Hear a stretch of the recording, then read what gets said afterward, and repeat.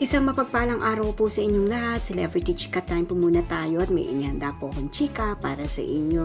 Tara po't magchikahan na po tayo.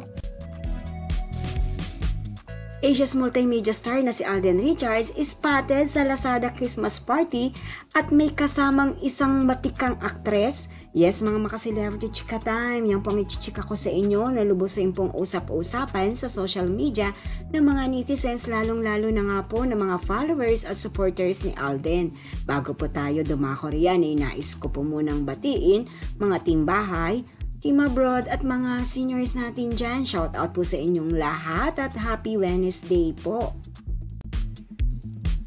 Abalang-abala na nga po si Alden ngayong buwan ng Disyembre dahil nalalapit na nga pong ipalabas ang kanilang upcoming movie with megastar, ang Family Udo or A Mother and Son Story. And of course, kaliwat kanan na rin po ang dinadaluhan ni Alden na iba't ibang event, lalo't-lalo na nga po ang mga year-end party o mga Christmas party. At isa na nga po rito ay spotted po si Alden sa Christmas party ng Lazada at may kasamang mahusay at matikang aktres. Narito po at panuorin po natin ang kaganapan ni Alden at kung sino po ang kasama niya rito sa Lazada Christmas party.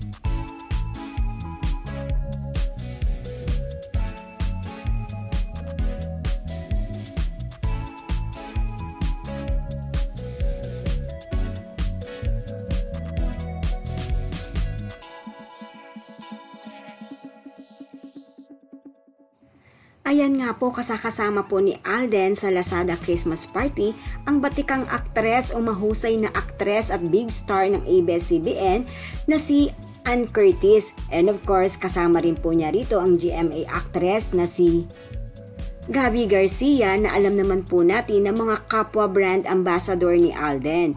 Yes po, ang hinihintay nga pong makasama ng ating mga followers at supporters ni Alden ay si Maine na hindi na rin nga po nito nakakasama bilang ambassador ng Lazada. Yan po ang aking chika updates for today. Salamat po sa inyong panunood. Huwag po kalimutang mag-subscribe. Pwede po mag-comment sa ibaba. Basta't wag lamang po harsh o nakakasakit sa isa't isa. Salamat po muli. Spread love, not hate.